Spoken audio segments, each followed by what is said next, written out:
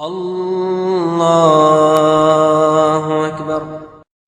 بسم الله الرحمن الرحيم.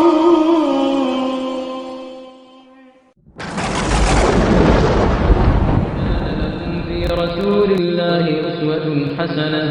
لقد كان لكم في رسول الله أسوة حسنة لمن كان يرجو الله واليوم الآخر وذكر الله كثيرا.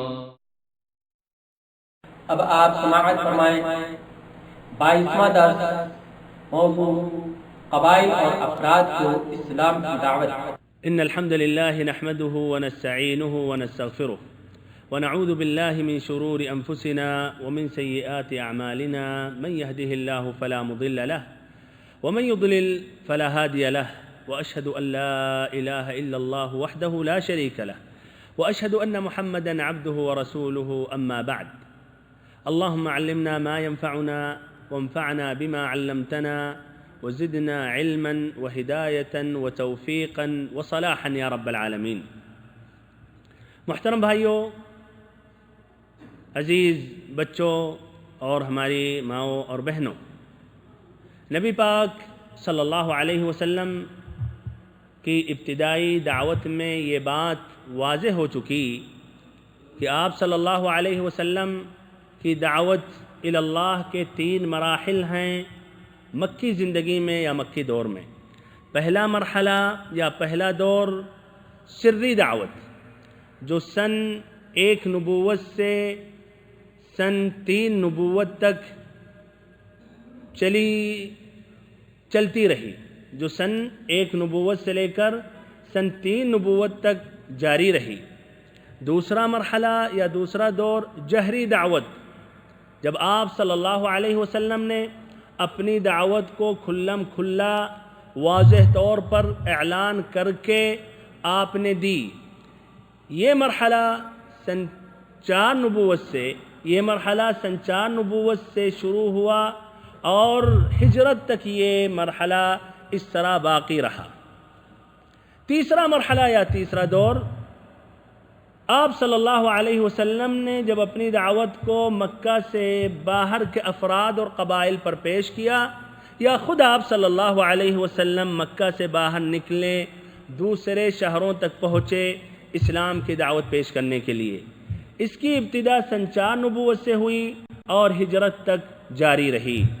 یہی جو تیسرا مرحلہ ہے، آپ صلی اللہ علیہ وسلم قبائل اور افراد جو مکہ پہنچتے تھے حج کے موسم میں یا ایسے ہی عمرہ کے لیے آیا کرتے تھے، تو آپ صلی اللہ علیہ وسلم ان تک پہنچتے تھے اور اللہ کا پیغام پیش کرتے تھے اور قرآن مجید سناتے تھے اور واضح کرتے تھے کہ اللہ تعالیٰ نے مجھے نبی اور رسول بنا کر بھیجا ہے.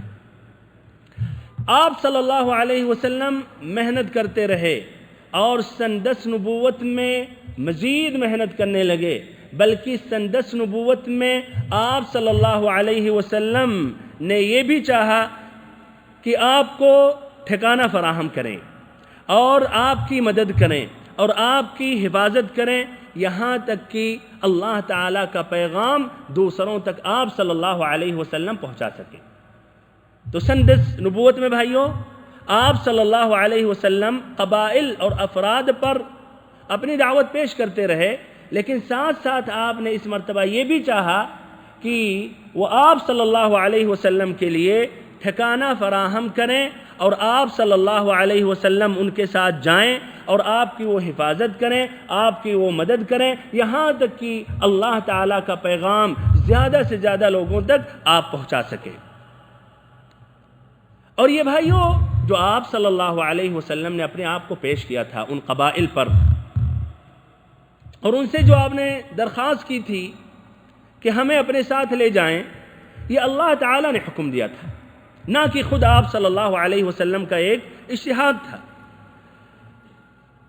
اس کی وضاحت کے لیے یہ دلیل آپ سنیں جو امام حاکم نے اپنی کتاب المستدرک اور ایسے ہی ابو نعیم نے کتاب دلائل النبوہ اور ایسے ہی امام بیہقی نے بھی اپنی کتاب دلائل النبوہ میں روایت کی ہے حضرت ابن عباس رضی اللہ عنہما سے، جو حضرت علی رضی اللہ عنہ سے روایت کرتے ہیں کہ انہوں نے فرمایا لما امر اللہ نبیہ ان یعرض نفسه علی القبائل او لما امر اللہ نبیہ ان یعرض نفسه علی قبائل العرب خرج وأنا معه وأبو بكر إلى منى حتى دفعنا إلى مجلس من مجالس العرب، کہ اللہ تعالیٰ نے جب اپنے نبی پاک صلی اللہ علیہ وسلم کو حکم دیا کہ آپ صلی اللہ علیہ وسلم اپنے آپ کو عرب کے قبائل پر پیش کریں، تو آپ صلی اللہ علیہ وسلم نکلے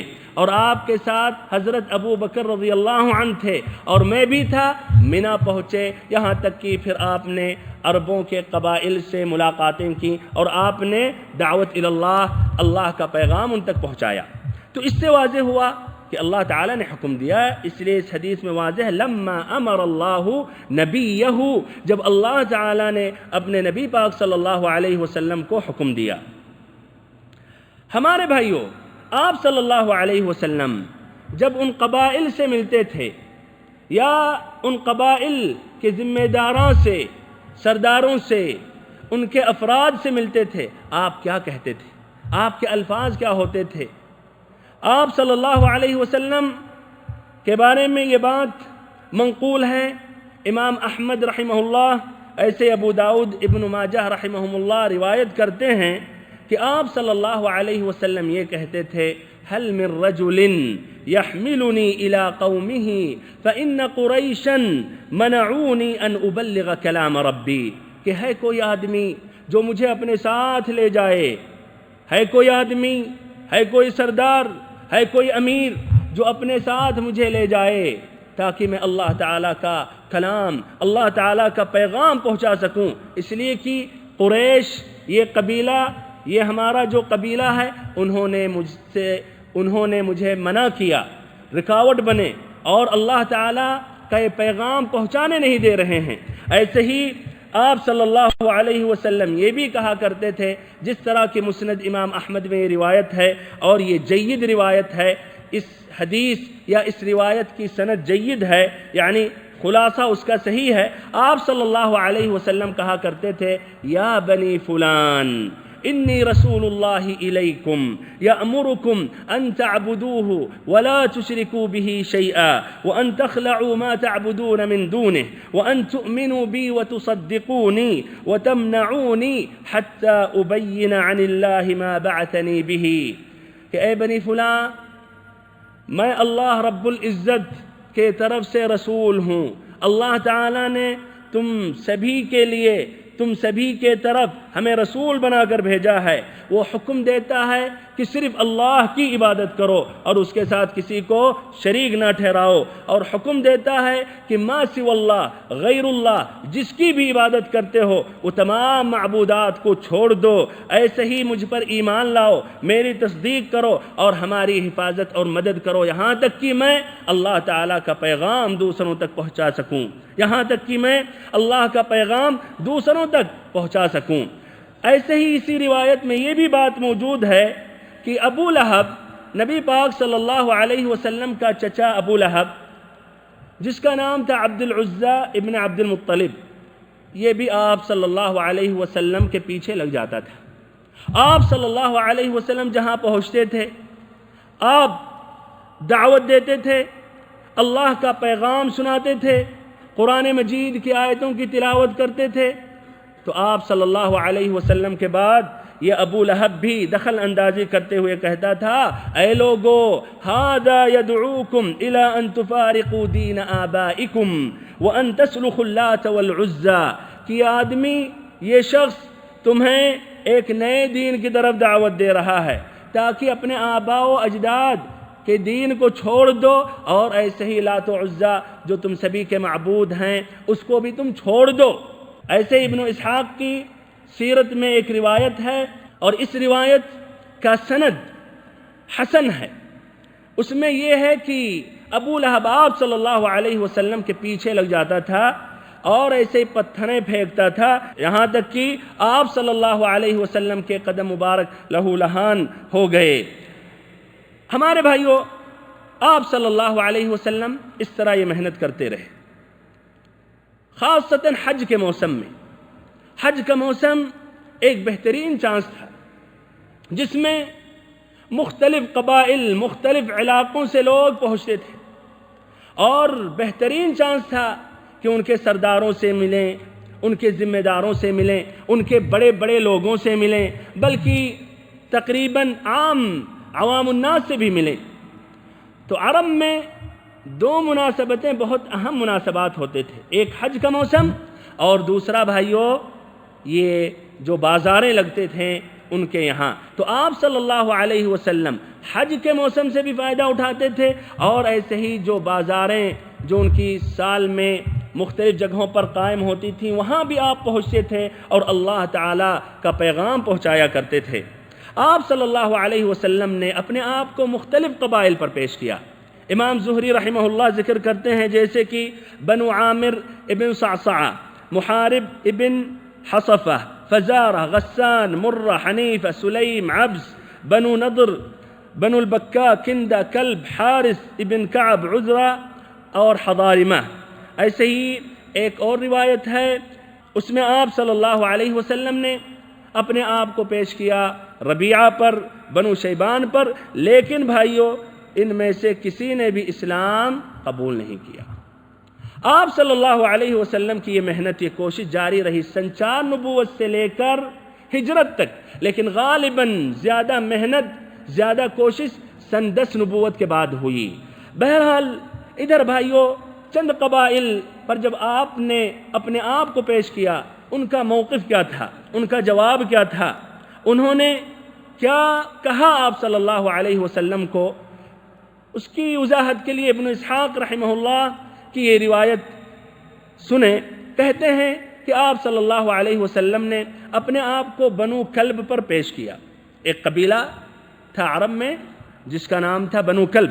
بنو کلب کی ایک شاخ جس کا نام تھا بنو عبداللہ، آپ صلی اللہ علیہ وسلم نے اپنے آپ کو بنو عبداللہ پر پیش کیا، اور آپ نے ان کو دعوت دی، اور آپ نے یہاں تک یہ بھی کہا یا بنی عبداللہ ان اللہ قد احسن اسم ابیکم، کہ اے بنی عبداللہ اللہ تعالیٰ نے تمہارے جد اعلیٰ کا نام بہت ہی اچھا رکھا تھا۔ تب بھی انہوں نے آپ صلی اللہ علیہ وسلم کی دعوت قبول نہیں کی اور دین میں داخل نہیں ہوئے۔ ایسے ہی آپ صلی اللہ علیہ وسلم نے اپنے آپ کو بنو حنیفہ پر پیش کیا، وہاں تک پہنچے، ان کے ڈیرے پر تشریف لے گئے، آپ صلی اللہ علیہ وسلم نے اپنے آپ کو پیش کیا۔ تو بھائیو عرب کے تمام قبائل میں ان سے زیادہ برا جواب دینے والا کوئی اور قبیلہ نہ تھا۔ ایسے ہی آپ صلی اللہ علیہ وسلم نے اپنے آپ کو عامر ابن صعصعہ پر پیش کیا۔ عامر ابن صعصعہ اس قبیلے تک پہنچے، آپ صلی اللہ علیہ وسلم نے اپنے آپ کو پیش کیا، آپ نے اپنی دعوت کو واضح کیا۔ اس خاندان کا ایک نوجوان تھا جو نہایت ہی شاطر ذہن کا تھا، نہایت ہی ہوشیار قسم کا تھا، جس کا نام تھا بحیرہ ابن فراس یا بحیرہ ابن فراس۔ تو اس نے کہا، نبی پاک صلی اللہ علیہ وسلم کی بات سننے کے بعد، سمجھنے کے بعد کہنے لگا، واللہ لو انی اخذت هذا الفتى من قریش لأکلت به العرب، کہ اللہ کی قسم اگر میں قریش کے اس نوجوان کو اپنے ساتھ لے لوں اور ساتھ میں اس کو اپنے ساتھ لے جاؤں تو اس کے ذریعے پورے عرب کو کھا جاؤں گا۔ پھر اس نے کہا کہ اچھا اگر ہم نے آپ کی دعوت قبول کر لی اور آپ سے ہم نے بیعت کر لی، آپ کے دین میں ہم داخل ہو گئے، تو سوال ہمارا یہ ہے کہ اگر اللہ تعالیٰ نے آپ کو آپ کے مخالفین پر غلبہ عطا فرمایا تو کیا آپ کے بعد زمام کار ہمارے ہاتھ میں ہوگی؟ دیکھیے شرط، اسلام قبول کرنے سے پہلے ہی شرط، شاطر تھا، اسی لیے شروع میں نے کہا شاطر ذہن کا تھا۔ کیا کہا کہ چلیے ہم آپ کی بات مان لیتے ہیں، آپ کے دین میں داخل ہو جاتے ہیں، آپ کے تابع ہو جاتے ہیں، اور پھر آپ کو اللہ تعالیٰ نے آپ کے مخالفین پر آپ کو غلبہ عطا فرمایا، تو کیا آپ کے بعد زمام کار ہمارے ہاتھ میں ہوگی؟ تو آپ صلی اللہ علیہ وسلم نے فرمایا الامر الی اللہ یضعہ حیث یشاء، کہ زمام کار تو اللہ کے ہاتھ میں ہے، وہ جسے چاہے اس کو عطا کرے، وہ جہاں چاہے گا رکھے گا۔ اس پر اس شخص نے کہا خوب، یہ تو بہت اچھی بات ہے، ہم آپ صلی اللہ علیہ وسلم کی حفاظت کریں، ہمارا سینہ اہل عرب کے نشانے پر رہے اور آپ کی مدد کرتے رہیں، آپ کے ساتھ لڑتے رہیں، پھر جب اللہ تعالیٰ آپ کو غلبہ عطا کر دے پورے عرب پر، تو اس کے بعد نتیجہ کیا رہے گا کہ زمام کار کسی اور کے ہاتھ میں ہوگا؟ یہ ہرگز نہیں ہو سکتا، ہمیں آپ کی دین کی ضرورت نہیں، اور انہوں نے رفض کر دیا۔ بہرحال بھائیو، یہ قبیلہ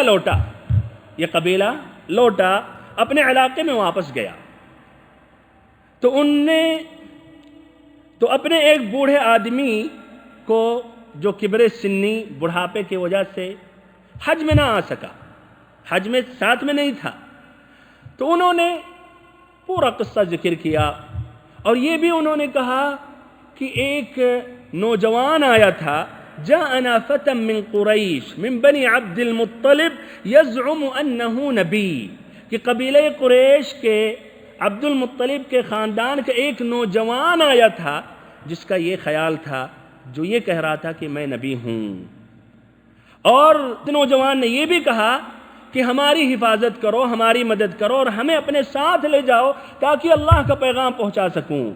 یہ سننے کے بعد بھائیو، اس بڈھے نے فوضع یدیہ علی رأسہ، دونوں ہاتھوں سے سر تھام لیا، یہ بڈھے نے دونوں ہاتھوں سے اپنے سر کو تھام لیا، دونوں ہاتھوں کو اپنے سر پہ رکھ دیا اور بولا اے بنو عامر، کیا اب اس کی تلافی کی کوئی سبیل ہے، اور کیا اس از دست رفتہ کو ڈھونڈا جا سکتا ہے؟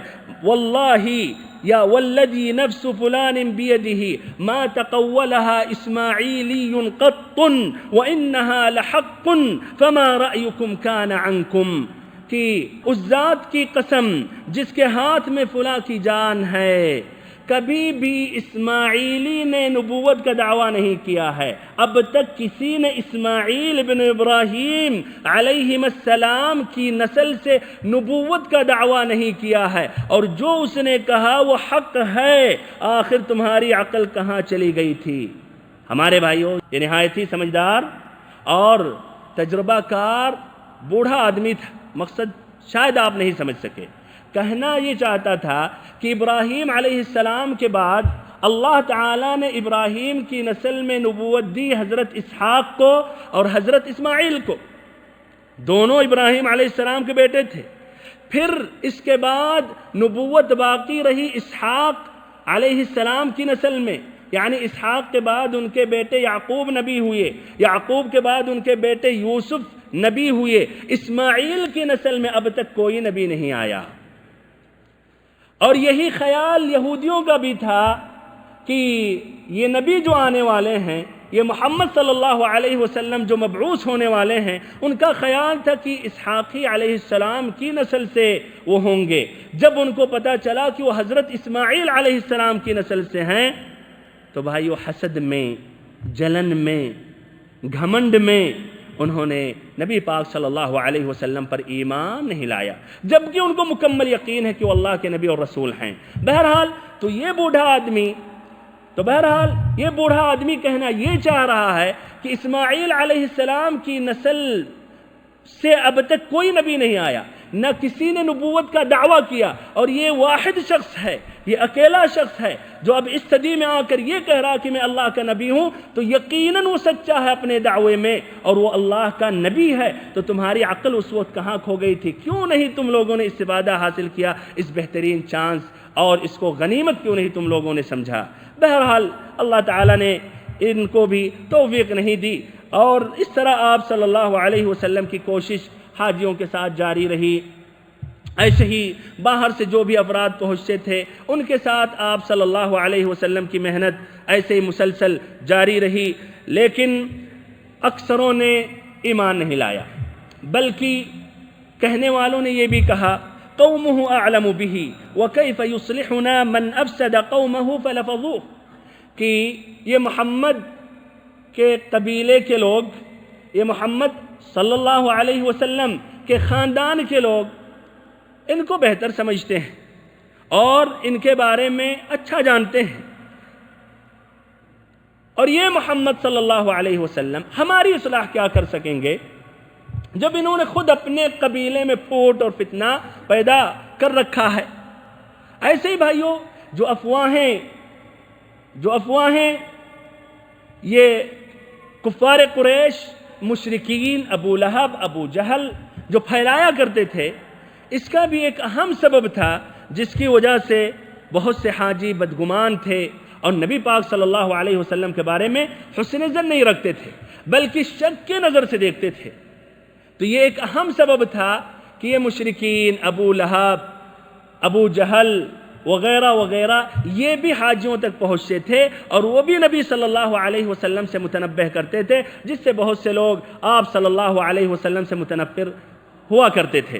ایسے ہی آپ صلی اللہ علیہ وسلم برداشت کرتے رہے اور بہت سی تکلیفیں اٹھاتے رہے اللہ تعالیٰ کے اس پیغام کو دوسروں تک پہنچانے میں، یہاں تک کہ آپ غور کر سکتے کس قدر آپ نے محنتیں کی اور کس قدر آپ نے تکلیفیں سہیں اس روایت پر،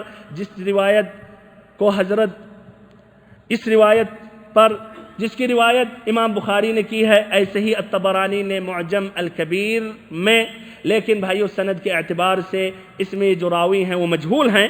روایت کرتے ہیں مدرک ابن منیب سے، جو اپنے والد سے روایت کرتے ہیں، جو اپنے والد سے کرتے ہیں کہ رأیت رسول اللہ صلی اللہ علیہ وسلم فی الجاہلیہ وهو يقول یا ایہا الناس قولوا لا الہ الا اللہ تفلحوا فمنهم من تفل في وجهه ومنهم من حثى عليه التراب ومنهم من سبه حتى انتصف النهار فأقبلت جاریہ الحدیث، کہ میں نے نبی پاک صلی اللہ علیہ وسلم کو دور جاہلیت میں دیکھا، آپ صلی اللہ علیہ وسلم لوگوں کے درمیان کہہ رہے ہیں یا ایہا الناس، کہ اے لوگو، قولوا لا الہ الا اللہ تفلحوا، لا الہ الا اللہ پڑھ لو، لا الہ الا اللہ کا اقرار کر لو، کامیاب ہو جاؤ گے۔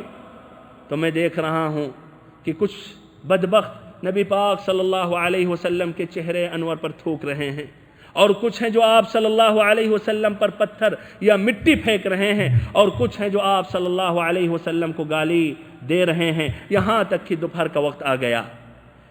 آپ صلی اللہ علیہ وسلم کی محنت جاری رہی۔ بہرحال اس درمیان کچھ لوگوں نے اسلام بھی قبول کیا، لیکن سب سے زیادہ خوش نصیب مدینہ والے تھے، سب سے زیادہ خوش نصیب سعادت مند مدینہ والے تھے، یثرب والے تھے، جن کو اللہ تعالیٰ نے منتخب کیا، چنا نبی پاک صلی اللہ علیہ وسلم کی دعوت کو مشرق مغرب تک پہنچانے کے لیے۔ بیعت کرنے سے پہلے مدینہ میں کچھ لوگوں نے اسلام قبول کیا تھا۔ غور کریں سوید بن صامت رضی اللہ عنہ کے اس واقعے پر۔ یہ سوید بن صامت شاعر تھے، گہری سوجھ بوجھ رکھنے والے تھے، شعر گوئی اور شرف اور نسب کی وجہ سے ان کی قوم نے انہیں کامل کا خطاب دے رکھا تھا۔ مکہ میں ایک مرتبہ آئے حج کے لیے، عمرہ کے لیے، آپ صلی اللہ علیہ وسلم سے ان کی ملاقات ہو گئی۔ آپ صلی اللہ علیہ وسلم نے اسلام کی دعوت پیش کی، آپ نے اسلام پیش کیا تو سوید بن صامت نے کہا کہ غالباً آپ کے پاس جو کچھ ہے وہ ویسا ہی ہے جیسا میرے پاس ہے۔ آپ صلی اللہ علیہ وسلم نے کہا آپ کے پاس کیا ہے؟ کہا ہمارے پاس حکمت لقمان ہیں، ہمارے پاس حکمت لقمان ہیں۔ آپ صلی اللہ علیہ وسلم نے کہا پیش کرو، اس نے پیش کیا۔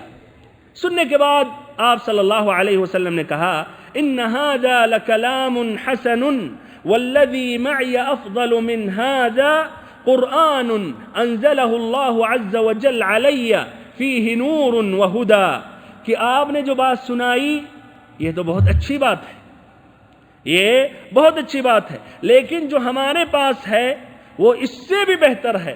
ہمارے پاس اللہ کا کلام ہے جو اللہ نے مجھ پر نازل کیا، اس میں نور اور ہدایت ہے۔ پھر آپ صلی اللہ علیہ وسلم نے قرآن مجید کی آیتیں سنائیں۔ یہ سننے کے بعد اس شخص نے اسلام قبول کر لیا اور یہ کہا یہ تو بہت ہی اچھا کلام ہے۔ اس کے بعد مدینہ پلٹا، یا اس وقت یثرب نام تھا، یثرب پلٹا۔ جنگ بعاث سے قبل اوس اور خزرج، جنگ بعاث سے پہلے اوس اور خزرج کے درمیان ایک جنگ ہوئی۔ اسی جنگ میں سوید بن صامت رضی اللہ عنہ قتل کر دیے گئے۔ ایسے ہی بھائیوں، ایک دوسرے باشندے یثرب کے رہنے والے، انہوں نے بھی اسلام قبول کیا۔ ان کا نام ایاس بن معاذ ہے، ایاس ابن معاذ رضی اللہ عنہ۔ سن 11 نبوت میں یہ اپنے خاندان اوس کے ساتھ مکہ آئے تھے۔ اوس یہ خاندان کس لیے مکہ آیا تھا؟ قریش سے حلف اور تعاون طلب کرنے کے لیے خزرج کے خلاف۔ اس لیے کہ ہم جانتے ہیں نبی پاک صلی اللہ علیہ وسلم کے ہجرت سے پہلے، آپ صلی اللہ علیہ وسلم کو ہجرت کرنے سے پہلے، آپ صلی اللہ علیہ وسلم کی ہجرت سے پہلے اوس اور خزرج کے درمیان عداوت کی آگ بھڑک رہی تھی۔ ہمیشہ جنگ، لڑائیاں، ہمیشہ فتنے فساد دونوں قبیلوں اور خاندانوں میں رہتا تھا۔ تو ایاس بن معاذ رضی اللہ عنہ اوس کے ساتھ آئے تھے۔ اسی سلسلے میں آپ صلی اللہ علیہ وسلم کو جب اس وفد کی آمد کا علم ہوا تو آپ صلی اللہ علیہ وسلم ان کے پاس تشریف لائے اور وہاں پہنچے۔ آپ صلی اللہ علیہ وسلم وہاں بیٹھ گئے۔ پھر آپ نے یہ کہا کہ کیا میں تم لوگوں کو اس سے بہتر چیز نہ بتاؤں جس چیز کے لیے تم لوگ آئے ہو؟ کیا اس سے بہتر چیز قبول کر سکتے ہیں؟ انہوں نے جب بات سنی تو کہا ہاں ضرور، اگر اس سے بہتر ہے تو ہم ضرور قبول کریں گے۔ آپ صلی اللہ علیہ وسلم نے کہا انا رسول اللہ بعثنی الی العباد ادعوهم الى ان يعبدوا الله ولا يشركوا به شيئا وانزل علی الكتاب، کہ میں اللہ کا رسول ہوں، اللہ تعالیٰ نے ہمیں لوگوں کی طرف بھیجا ہے، مجھے مبعوث کیا ہے تاکہ میں لوگوں کو دعوت دوں ایک اللہ کی عبادت کریں اور ما سوى اللہ جن کی عبادت کرتے ہیں وہ تمام معبودات باطلہ کو چھوڑیں، اللہ تعالیٰ کے ساتھ کسی کو شریک نہ ٹھہرائیں، اور اللہ نے ہم پر کتاب نازل کی ہے۔ پھر آپ صلی اللہ علیہ وسلم نے اسلام کا ذکر کیا اور قرآن کی تلاوت فرمائی۔ یہ سننے کے بعد ایاس بن معاذ رضی اللہ عنہ نے کہا ای قوم ھذا واللہ خیر مما جئتم بہ، کہ ہماری قوم، اے ہمارے لوگوں، اللہ کی قسم یہ جس مقصد کے لیے ہم آئے ہیں یہ اس مقصد سے بہتر ہے جو آپ صلی اللہ علیہ وسلم نے ابھی پیش کیا ہے۔ جس بات کی طرف یہ نبی صلی اللہ علیہ وسلم دعوت دے رہے ہیں یہ بہتر ہے جس مقصد کے لیے ہم ادھر آئے ہیں۔ لیکن وفد کے ایک رکن ابو الحیثر انس ابن رافع نے ایک مٹھی چھری اٹھا کر ایاس کے منہ پر دے ماری اور بولا یہ چھوڑو، میری عمر کی قسم یہاں ہم اس کے بجائے دوسرے ہی مقصد سے آئے ہیں۔ ایاس نے خاموشی اختیار کر لی اور وہاں سے آپ صلی اللہ علیہ وسلم بھی خاموش ہو کر واپس ہو گئے۔ پھر یہ وفد جو آیا تھا یہ بھی مدینہ واپس ہو گیا، اور جس مقصد کے لیے یہ وفد آیا تھا وہ مقصد میں کامیاب نہ رہا، جس مقصد کے لیے یہ وفد آیا تھا کامیاب نہ رہا۔ بہرحال یہ مدینہ واپس ہو گئے۔ مدینہ پہنچنے کے بعد ہی ایاس بن معاذ رضی اللہ عنہ کا انتقال ہو گیا۔ وہ اپنی وفات کے وقت تحلیل و تکبیر اور حمد و تسبیح کر رہے تھے، اس لیے لوگوں کو یقین ہے کہ ان کی وفات اسلام پر ہوئی۔ یہ تھا بھائیو ایاس بن معاذ رضی اللہ عنہ کا واقعہ، اور یہ دونوں مدینہ کے باشندے تھے۔ مدینہ کے علاوہ بھی اور بھی علاقے سے لوگوں نے اسلام قبول کیا۔ تو اسلام صرف مدینہ ہی تک نہیں پہنچا، بلکہ آپ صلی اللہ علیہ وسلم کی ملاقاتیں اور لوگوں سے ہوتی رہی جو مکہ پہنچتے تھے، اور اس کی وجہ سے اور مختلف قبیلے سے لوگوں نے اسلام قبول کیا، جیسے کہ حضرت ابو ذر الغفاری رضی اللہ عنہ، ایسے ہی حضرت طفیل ابن عمرو الدوسی رضی اللہ عنہ، ایسے ہی بھائیوں حضرت زماد الازدی رضی اللہ عنہ۔ اختصاراً ان کا بھی یہ واقعات ذکر کر رہا ہوں۔ ابو ذر غفاری رضی اللہ عنہ کے باشندے تھے۔ یہ قبیلہ واقع تھا یثرب کے قریب، یثرب کے اطراف، یعنی مدینہ کے اطراف۔ انہوں نے نبی پاک صلی اللہ علیہ وسلم کے بارے میں سنا، خبر پہنچی کہ ایک شخص مدینہ میں نمودار ہوا ہے جو یہ کہہ رہا ہے، جس کا یہ خیال ہے کہ میں اللہ کا نبی ہوں۔ ابو ذر رضی اللہ عنہ نے تحقیق کرنے کے لیے اپنے بھائی کو بھیجا کہ جا کر دیکھو وہ آدمی کیسا ہے، اس کی دعوت کیا ہے، کہاں تک اپنے دعوے میں سچا ہے، کہاں تک جھوٹا ہے۔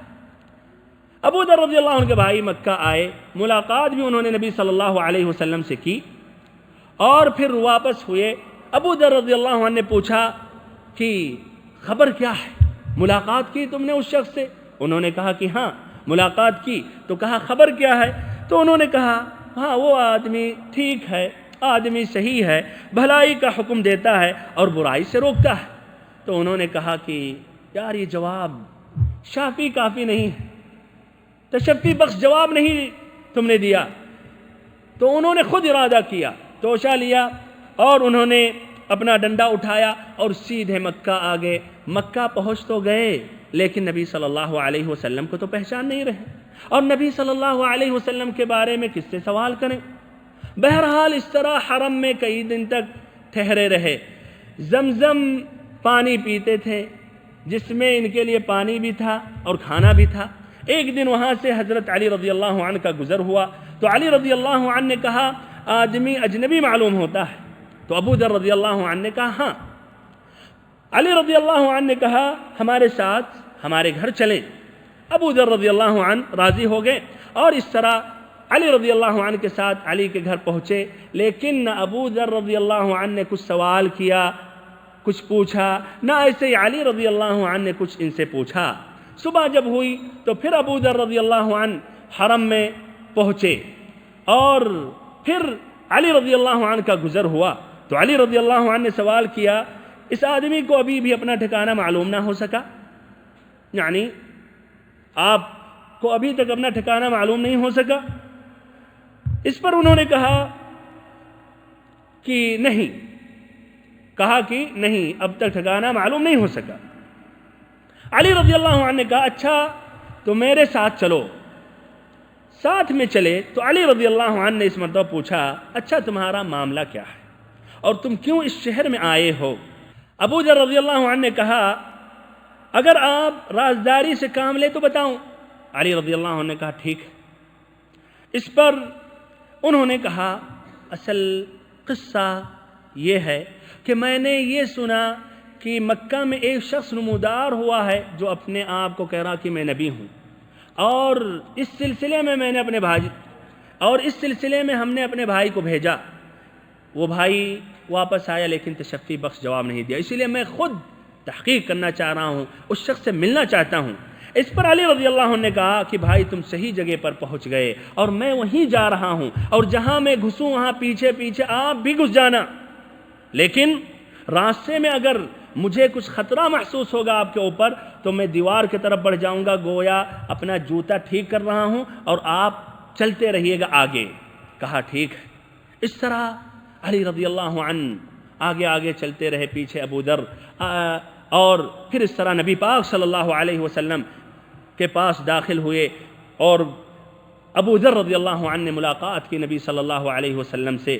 ابو ذر نے کہا اعرض علی الاسلام، کہ اے اللہ کے نبی انہوں نے کہا کہ آپ مجھ پر اسلام پیش کریں۔ نبی صلی اللہ علیہ وسلم نے اسلام پیش کیا اور وہیں وہ مسلمان ہو گئے۔ اس کے بعد نبی صلی اللہ علیہ وسلم نے یہ کہا اکتم هذا الامر وارجع الى بلدك فاذا بلغك ظهورنا فاقبل، کہ اس معاملے کو پس پردہ رکھو اور اپنے علاقے میں واپس چلے جاؤ، جب ہمارے ظہور کی خبر ملے تو آ جانا۔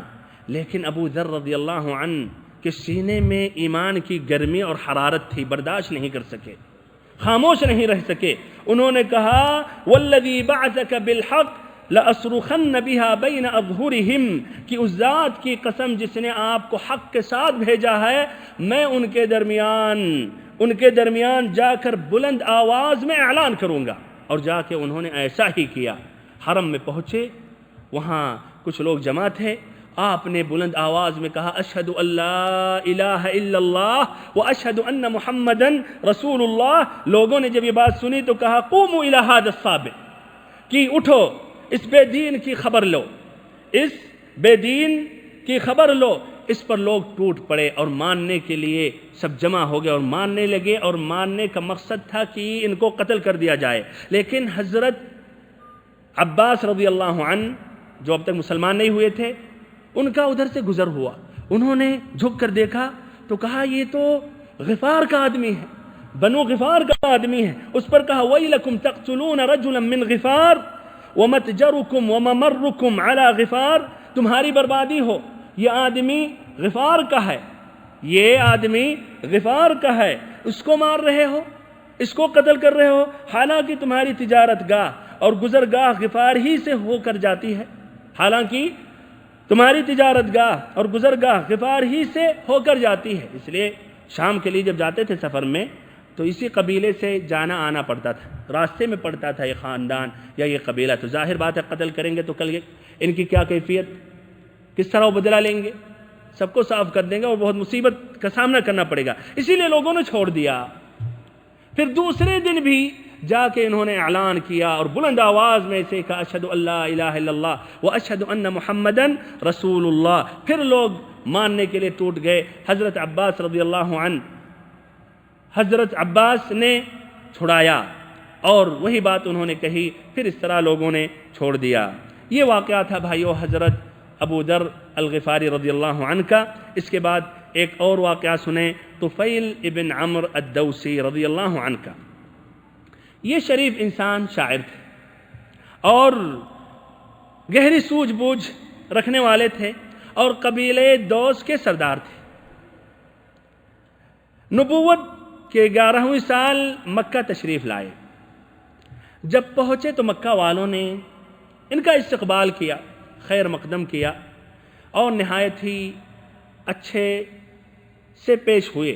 پھر انہوں نے نبی صلی اللہ علیہ وسلم سے ڈرایا اور کہا ہمارے درمیان ایک شخص ہے جس کی بات میں جادو کی تاثیر ہے اور یہی تاثیر سے وہ آدمی اور بیٹے میں، آدمی اور بھائی میں، آدمی اور بیوی میں تفرقہ پیدا کرتا ہے. تو خبردار اس کے قریب نہیں جانا، نہ اس سے ملنا، نہ اس کی بات سننا، نہ اپنی بات سنانا، اس سے دور رہنا. تو فیض رضی اللہ عنہ کہ اس قدر انہوں نے ڈرایا کہ مجھے کافی ڈر محسوس ہونے لگا.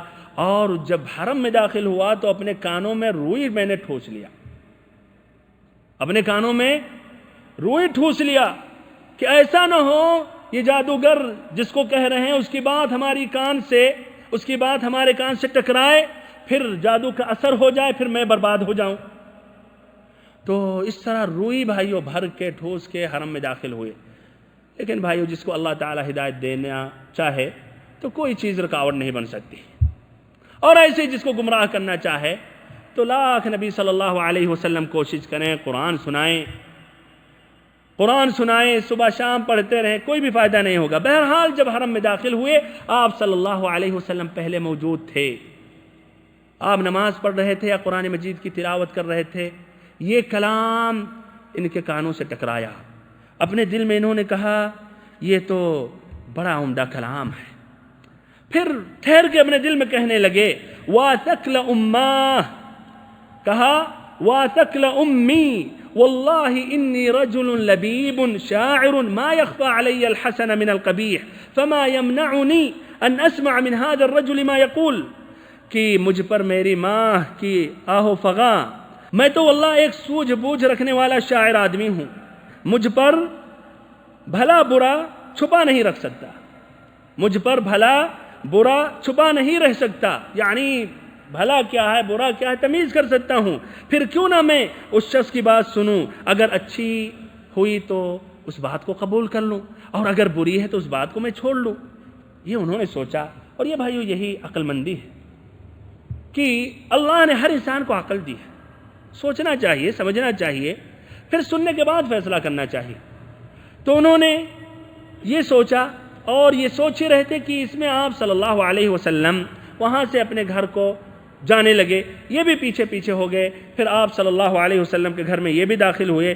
پھر انہوں نے پوری تفصیل بیان کی کہ میں یہاں جب پہنچا تو قریش نے، مکہ والوں نے کافی ڈرایا، یہاں تک کہ اپنے کانوں میں انہوں نے اپنے کانوں میں روئی ٹھونس لی، اور پھر تب بھی اللہ کا کلام ان کے کانوں سے ٹکرایا اور یہ آپ صلی اللہ علیہ وسلم سے سننا چاہتے ہیں. تو آپ صلی اللہ علیہ وسلم سے انہوں نے جب طلب کیا کہ آپ اپنی بات پیش کریں تو آپ صلی اللہ علیہ وسلم نے اسلام پیش کیا، قرآن مجید کی تلاوت فرمائی.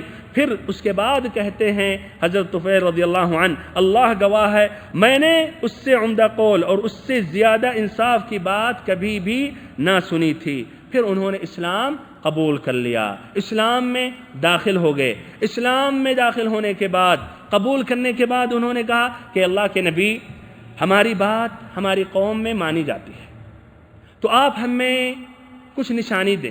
آپ اللہ تعالیٰ سے دعا کریں کچھ مجھے نشانی عطا کرے تاکہ میں واپس جا کر اپنے قبیلے میں دین کی طرف دعوت دوں. اپنے خاندان میں داخل ہونے سے پہلے، اس علاقے میں پہنچنے سے پہلے اللہ تعالیٰ نے وہ نشانی دی. نشانی کیا تھی کہ چراغ جیسے روشنی ان کے چہرے پر ظاہر ہوئی، نمودار ہوئی. تو انہوں نے کہا کہ اے اللہ، چہرے کے بجائے کسی اور جگہ پر، چہرے کے بجائے کسی اور جگہ پر، اس لیے کہ مجھے اندیشہ ہے کہ لوگ اسے مسلح کہیں گے. چنانچہ اللہ رب العزت نے یہ نشانی یا یہ روشنی چہرے کے بجائے لاٹھی میں ڈال دی، ان کے پاس جو عصا تھا اس میں ڈال دی، اور اس طرح پھر داخل ہوئے. انہوں نے اسلام پیش کیا اپنے والد پر، اپنے بیوی پر، دونوں مسلمان ہو گئے. اور محنت ان کی جاری رہی اپنے خاندان تک، لیکن تاخیر کچھ ہوئی، لیکن زیادہ بھی تاخیر نہیں ہوئی. تقریباً 5-6 سال کے بعد، غزوہ خندق کے بعد انہوں نے ہجرت فرمائی. ان کے ساتھ ان کے قوم کے 70 یا 80 خاندان تھے. 70 یا 80 خاندان مسلمان ہو کر پہنچے. کن کی محنت تھی بھائیو؟ طفیل ابن عمر الدوسی رضی اللہ عنہ کی. بہرحال اس طرح حضرت طفیل رضی اللہ عنہ اسلام میں بڑے اہم کارنامے انجام دیتے رہے، یہاں تک کہ یمامہ کے جنگ میں اللہ کے راستے میں شہید ہو گئے. تیسرا واقعہ زماد ازدی رضی اللہ عنہ کا. یہ یمن کے باشندے تھے اور قبیلہ ازد شنوا کے ایک فرد تھے. یہ جھاڑ پھونک کرتے تھے اور آسیب اتارنے میں ماہر تھے. جھاڑ پھونک کیا کرتے تھے، اور جس کو آسیب کی شکایت ہے، شیطانی شکایت ہے، جس پر شیطان کا حملہ ہے یا شیطان داخل ہو چکا ہے، تو اس کو نکالتے تھے پھونک جھاڑ کے ذریعے.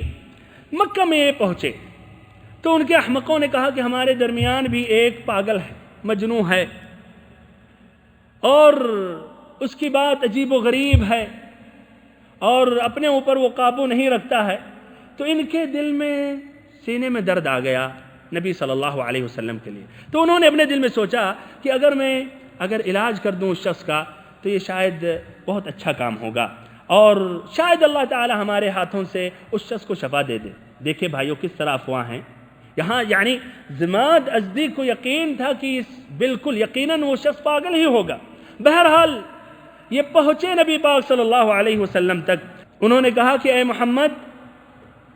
محمد صلی اللہ علیہ وسلم، میں آسیب اتارنے کے لیے جھاڑ پھونک کیا کرتا ہوں، میں آسیب اتارنے کے لیے جھاڑ پھونک کیا کرتا ہوں، کیا آپ صلی اللہ علیہ وسلم کو بھی اس کی ضرورت ہے؟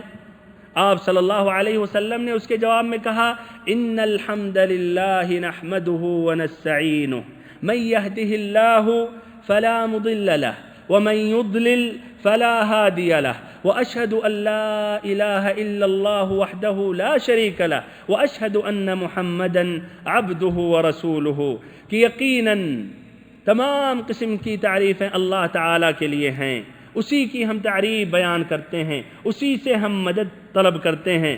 جس کو اللہ تعالیٰ ہدایت دینا چاہے تو کوئی اس کو گمراہ نہیں کر سکتا، اور جس کو اللہ تعالیٰ گمراہ کرنا چاہے تو اس کو کوئی ہدایت نہیں دے سکتا۔ میں گواہی دیتا ہوں، اقرار کرتا ہوں کہ اللہ تعالیٰ کے سوا کوئی بھی معبود برحق نہیں ہے۔ میں گواہی دیتا ہوں اور اقرار کرتا ہوں کہ محمد صلی اللہ علیہ وسلم اللہ کے بندے اور رسول ہیں۔ یہ بات سننے کے بعد ضماد ازدی نے کہا کہ آپ اپنی بات پھر سے دہرائیے۔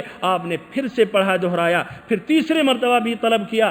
آپ صلی اللہ علیہ وسلم نے 3 مرتبہ دہرایا۔ یہ سننے کے بعد اس شخص نے کہا کہ لقد سمعت قول الكهنة وقول السحرة، لقد سمعت قول الكهنة وقول السحرة وقول الشعراء فما سمعت مثل كلماتك هؤلاء ولقد بلغن قاموس البحر۔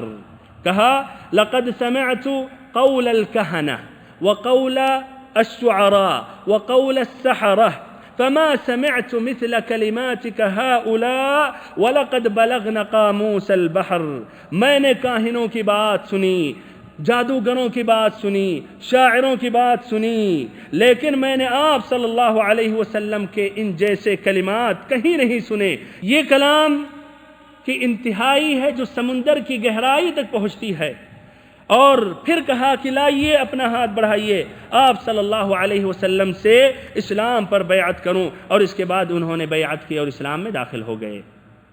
ہمارے بھائیوں، پھر ہم پلٹتے ہیں، لوٹتے ہیں کہ سب سے زیادہ خوش نصیب، سعادت مند آپ صلی اللہ علیہ وسلم کی دعوت سے مدینہ والے تھے، اور سن 11 نبوت میں 6 لوگوں نے اسلام قبول کیا، اور یہی 6 لوگوں کی وجہ سے یہ ہجرت کی ابتدا ہوئی۔ اس کی تفصیل انشاءاللہ اگر اللہ تعالیٰ نے چاہا تو آئندہ ملاقات میں ذکر کروں گا۔ اللہ تعالیٰ سے دعا کرتا ہوں کہ اللہ تعالیٰ ہم سبھی کو نبی پاک صلی اللہ علیہ وسلم کی سیرت مبارکہ مکمل طور پر پڑھنے، سننے، سمجھنے کی توفیق دے۔